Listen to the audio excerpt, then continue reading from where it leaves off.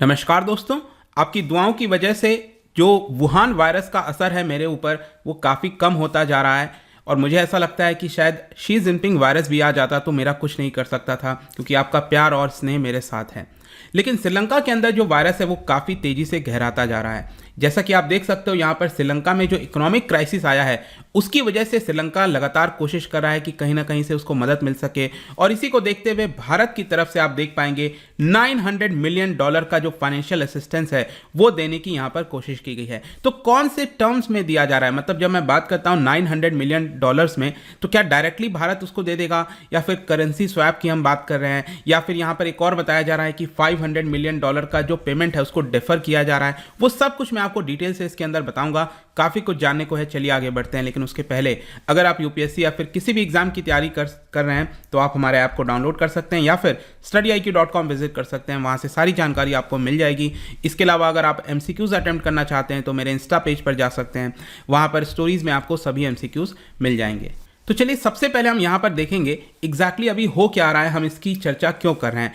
एक तो जैसा कि मैंने आपको बताया कि जो श्रीलंका जो एक आइलैंड नेशन है, एक छोटा सा देश है भारत के साउथ में, इंडियन ओशन में, आप देखोगे तो यहाँ पर इकोनॉमिक क्राइसिस से गुजर रहा है, अनप्रेसिडेंटेड इकोनॉमिक क्राइसिस। पिछले एक साल से लगातार हम चर्चा कर रहे हैं, फूड क्राइसिस हो जा रहा है, कभी फॉरेक्स रिजर्व खत्म हो जा रहा है। इसी को देखते हुए भारत ने कंफर्म किया है। देखो सबसे पहले तो मैं आपको बताऊं तो श्रीलंका की तरफ से मदद मांगी गई थी, तो फाइनली भारत की तरफ से कंफर्मेशन दे दिया गया है कि $400 मिलियन का जो करेंसी स्वैप है, मैं आपको आगे बताऊंगा ये स्वैप क्या है एग्जैक्टली। तो $400 मिलियन का करेंसी स्वैप एक प्रकार से श्रीलंका के साथ कंफर्म हुआ है, मतलब कि भारत की जो सेंट्रल बैंक है, रिजर्व बैंक ऑफ इंडिया, उसकी तरफ से $400 मिलियन जो यूएस डॉलर होता है वो यहां पर दिया जाएगा। और इसके अलावा $500 मिलियन का पेमेंट करना था, मतलब कि यहां पर एक एशियन क्लियरिंग यूनियन है, मैं आपको आगे वीडियो में बताऊंगा ये क्या है एग्जैक्टली। तो इसके माध्यम से यहां पर $500 मिलियन श्रीलंका भारत को पेमेंट करता। तो भारत ने कहा है कि चलो कोई बात नहीं, अभी के लिए आप इसको थोड़ा सा डिफर कर सकते हो, मतलब लेट कर दो। तो दोनों मिलाकर आप कह सकते हैं $900 मिलियन का जो रिलीफ है वो भारत की तरफ से दिया जा रहा है। और इसीलिए यहाँ पर जो इंडियन मिशन है कोलंबो में, जो हमारे हाई कमिश्नर हैं श्रीलंका के अंदर गोपाल बागले, उनकी तरफ से यहाँ पर यह बयान आया था और उन्होंने कहा कि भारत जो है वो लगातार श्रीलंका के साथ खड़ा हुआ है। और इसीलिए जो श्रीलंका के जो सेंट्रल बैंक के गवर्नर हैं कैब्रल, उनकी तरफ से भी बयान आया था कि यहाँ पर हमने काफ़ी अच्छा डिस्कशन किया इंडियन हाई कमिश्नर के साथ और लगातार हम बातचीत कर रहे हैं, आरबीआई के संपर्क में हैं। तो मैं आपको ये बता रहा था कि यहाँ पर श्रीलंका की तरफ से पहले रिक्वेस्ट किया गया था दिसंबर के महीने में। मैं आपको बता दूं कि जो श्रीलंका के फाइनेंस मिनिस्टर हैं बसिल राजपक्षा, वो न्यू दिल्ली के दौरे पर आए थे और वहां पर उन्होंने इमरजेंसी फाइनेंशियल असिस्टेंस की गुहार की थी भारत से, और उसी को देखते हुए फाइनली भारत ने इस चीज को स्वीकार लिया है। मतलब कि एक प्रकार से भारत अपने पड़ोसी देश की जो है वो मदद कर रहा है। तो क्वेश्चन यहां पर यह आता है सबसे पहले एक और कि क्राइसिस किस प्रकार की चल रही है, क्योंकि श्रीलंका में हम क्राइसिस की बात कर रहे हैं।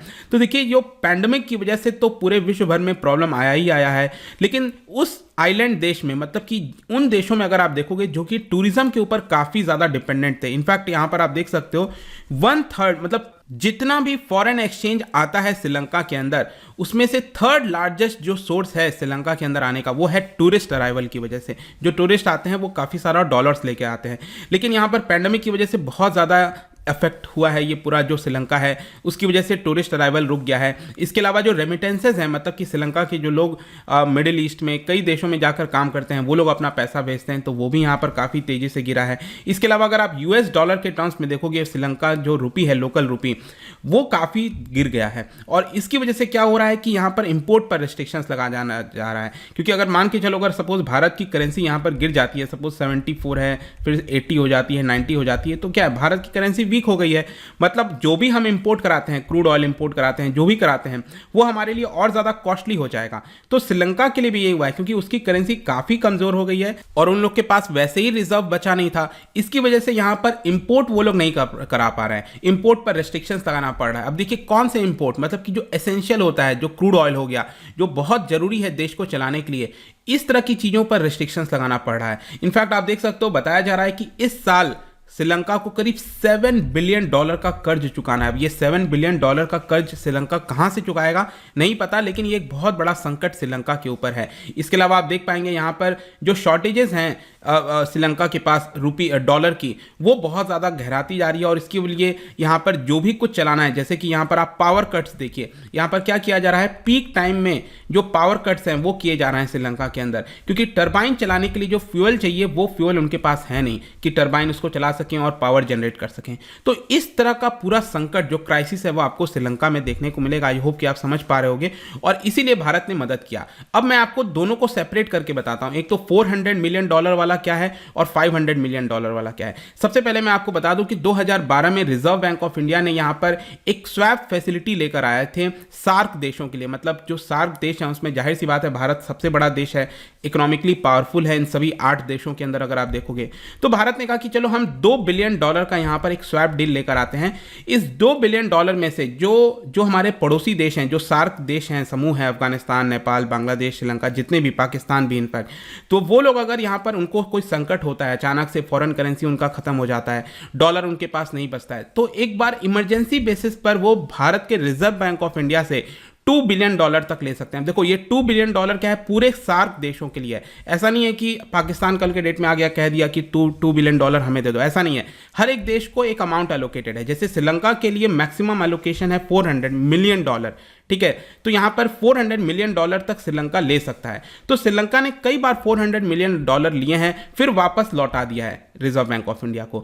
लेकिन यहां पर ये जो है अब वो खत्म हो गया था। ऐसा लग रहा था कि अब रिजर्व बैंक ऑफ इंडिया यहां पर श्रीलंका को और मदद नहीं करेगा, लेकिन जैसा मैंने आपको बताया कि यहां पर वापस से श्रीलंका भारत से मदद मांग रहा था, कोशिश कर रहा था, और इसीलिए भारत, आप कह सकते हो कि भारत ने भी $400 मिलियन वापस से करेंसी स्वैप के तहत। अब करेंसी स्वैप में इसमें क्या है बेसिकली कि रिजर्व बैंक ऑफ इंडिया ने ये कहा था इस पूरे डील के तहत कि या तो आपको डॉलर चाहिए तो वो ले सकते हो, या फिर अगर आपको इंडियन रुपी चाहिए तो वो भी आप ले सकते हो। तो जो श्रीलंका है वो यहाँ पर $400 मिलियन वो भारत से, रिजर्व बैंक ऑफ इंडिया से लेगा, और आगे चलकर उसको वो रिपेमेंट करना होगा। अब देखिएगा इस तरह के जो स्वैप एग्रीमेंट्स वगैरह हैं वो बहुत ज़्यादा फेमस हो गए थे, स्पेशली आफ्टर 2008 फाइनेंशियल क्राइसिस, जो ग्लोबल फाइनेंशियल क्राइसिस आया था ना 2008 में। उसके बाद से बहुत सारे जो सेंट्रल बैंक्स है अराउंड द वर्ल्ड वो अलग अलग देशों के साथ स्वैप डील कर रहे थे, ताकि इस तरह का कभी भी और सिचुएशन आता है तो उसको निपटने में थोड़ा सा आसानी हो सके। तो एक तो ये $400 मिलियन का एक हेल्प दिया जा रहा है। फिर मैंने आपको दूसरा बताया $500 मिलियन का डेफर किया जाने वाला। देखो एक यूनियन है जिसका नाम है एशियन क्लियरिंग यूनियन। इसके अंदर जितने नेशंस आते हैं आप देख सकते हो यहाँ पर, Bangladesh, Bhutan, India, Iran, Maldives, Myanmar, Nepal, Pakistan, Sri Lanka, तो ये देश आते हैं इस पर्टिकुलर यूनियन के अंदर, एशियन क्लियरिंग यूनियन। इसको इस्टेब्लिश किया गया था 1974 में, और इसका हेडक्वार्टर, ध्यान रखना वेरी इंपॉर्टेंट, ईरान के अंदर जो तेहरान है वहां पर मिलेगा। इस बार आपके क्वेश्चन आ सकते हैं किसी भी एग्जाम में, क्योंकि अब ये काफ़ी ज़्यादा चल रहा है, न्यूज़ में चल रहा है। तो इसको बेसिकली बनाया गया था on the initiative of United Nations economic and social commission for Asia and Pacific. तो यूनाइटेड नेशंस के तहत ही आप कह सकते हो इसको इनिशिएट किया गया था। इसका मेन ऑब्जेक्टिव बेसिकली मैं आपको बता दूं क्या है। जैसे कि मान लो मैंने आपको बोला कि श्रीलंका को कुछ पेमेंट करना है, श्रीलंका ने यहाँ पर कुछ खरीदा होगा भारत से, तो श्रीलंका यहाँ पर कुछ पेमेंट करना था $500 मिलियन का। तो $500 मिलियन क्या है वो इस पर्टिकुलर मैकेनिज्म के थ्रू जाएगा।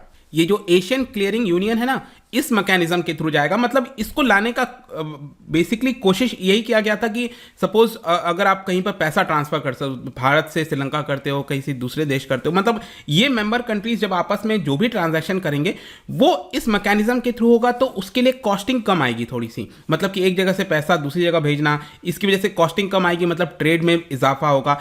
ये सारी चीज़ों को देखते हुए इसको बेसिकली स्टार्ट किया गया था। तो इसके तहत क्या होना था कि $500 मिलियन यहाँ पर श्रीलंका जो है वो भारत को देता। लेकिन भारत ने कहा कि चलो कोई बात नहीं, अभी श्रीलंका में क्राइसिस चल रही है, तो हम ये वाला जो पेमेंट है उसको अभी के लिए डिफर कर रहे हैं। मतलब एक प्रकार से क्या है कि भारत मदद ही तो कर रहा है, वैसे तो देना पड़ता है ये $500 मिलियन, लेकिन अभी के लिए भारत सरकार ने कहा कि चलो कोई बात नहीं, बाद में कर देना। तो $500 मिलियन और $400 मिलियन टोटल मिलाकर $900 मिलियन का मदद यहाँ पर भारत कर रहा है। अब इसका सिग्निफिकेंस क्या है, आखिरी में हमें समझना है कि ये इंपॉर्टेंट क्यों हो जाता है। देखो इतनी सारी चीज़ें इतनी आसानी से नहीं आती हैं।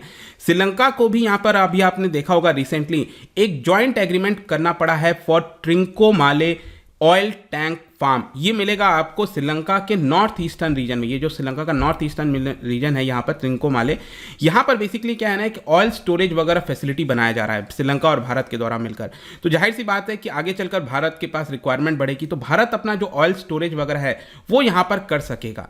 तो कहीं ना कहीं पहले भी डिप्लोमेटिक सोर्सेज से ये खबर आई थी कि अगर यहाँ पर किसी प्रकार का भारत मदद करता है श्रीलंका को, किसी प्रकार का फाइनेंशियल असिस्टेंस, तो यूं ही नहीं कर देगा वो। कहीं ना कहीं आपको इससे लिंक देखने को मिलेगा कि कहीं ना कहीं श्रीलंका रेडी हुआ इसको देने के लिए, क्योंकि भारत के लिए भी इंपॉर्टेंट है ना। चाइना तो क्या कर रहा है कि अलग अलग प्रकार के प्रोजेक्ट, जैसे कोलंबो पोर्ट हो गया, उसको अपने हाथ में ले लिया, कई तरह की चीज़ें अपने हाथ में लेने की कोशिश कर रहा है, इंडियन ओशन रीजन के अंदर बढ़ाने की कोशिश कर रहा है। तो भारत भी चाहता है कि वो भी कुछ ना कुछ करे। तो इसी की वजह से हम भी यहाँ पर ये जो पूरा प्रोजेक्ट है उसको डेवलप कर रहे हैं और ये इंपॉर्टेंट हो जाता है। तो आरबीआई की तरफ से जो मदद की जा रही है श्रीलंका को, वो इमीडिएट चैलेंज को देखते हुए किया जा रहा है। जो त्रिंकोमाले प्रोजेक्ट है वो भारत लॉन्ग टर्म इंप्लीकेशंस को देखते हुए इंडियन ओशन रीजन के अंदर वो यहां पर कर रहा है। तो आई होप कि हर एक जो लिंक है वो अब आपको समझ में आ गया होगा। और जाने से पहले मैं आपको ये भी बता दूं कि श्रीलंका कोशिश कर रहा है कि चाइना से भी उसको किसी प्रकार की मदद मिल सके, क्योंकि यहां पर मैंने आपको बताया था $7 बिलियन उसको पे करना है। वो कहां से करेगा आप देख पाओगे, यहां पर श्रीलंका ऑलरेडी ओ करता है चाइना को $5 बिलियन के आसपास। तो यहाँ पर श्रीलंका कोशिश कर रहा है कि ये जो पैसा है उसको वापस से रिस्ट्रक्चर किया जाए, चाइना वो पैसा वापस ना मांग ले। अब देखते हैं कि जो चाइना, जो कि बहुत ही खास दोस्त बोलता है श्रीलंका और आपस में इस तरह से, क्या वो मदद करता है कि नहीं करता है। लेकिन भारत ने अभी के लिए मदद की है। आई होप कि हर एक पहलू, हर एक लिंक इस पर्टिकुलर टॉपिक का आपको अच्छे से समझ में आ गया होगा। जाने से पहले एक इंटरेस्टिंग क्वेश्चन देखो, अब मैं जब कोई वीडियो बनाता हूं उसमें डिस्कशन करते हैं, करेंसी स्वैप मैंने बोला, लेकिन क्या आपको एग्जैक्टली इसका अर्थ समझ में आया? Currency swap it is a method of, exactly क्यों किया जाता है करेंसी स्वैप? तो एग्जाम में कई बार लोग कंफ्यूज हो जाते हैं, इसी के लिए मैंने यहाँ पर 4 ऑप्शन डाला है। देखो, कोई भी क्वेश्चन डिफिकल्ट या आसान नहीं होता, उसमें ऑप्शन किस तरह का है, ऑप्शन उसको डिफिकल्ट या आसान बना सकता है। तो ये ऑप्शन ध्यान से पढ़ना कि currency swap is a method of what, ठीक है। इसका राइट आंसर आपको पता ही है, मेरे इंस्टाग्राम पर तो मिलेगा ही, वहाँ पर अगर आप नहीं हो कोई बात नहीं, टेलीग्राम से भी ले सकते हैं इसका सही उत्तर। मैं कई सारे एमसीक्यूज यहाँ पर डालता रहता हूँ, स्टोरीज के फॉर्म में आप जाकर प्ले कर सकते हो। बाकी अगर आपको पीडीएफ चाहिए तो टेलीग्राम पर आइए, अलग अलग सोशल मीडिया पर भी आप जुड़ सकते हैं। साथ ही साथ यूपीएससी या फिर किसी भी एग्जाम की तैयारी कर रहे हैं तो आप हमारे ऐप को डाउनलोड कर लीजिए। आई होप कि वीडियो आपको पसंद आया होगा। मिलता हूँ आपसे next time, till then thank you very much, see you soon.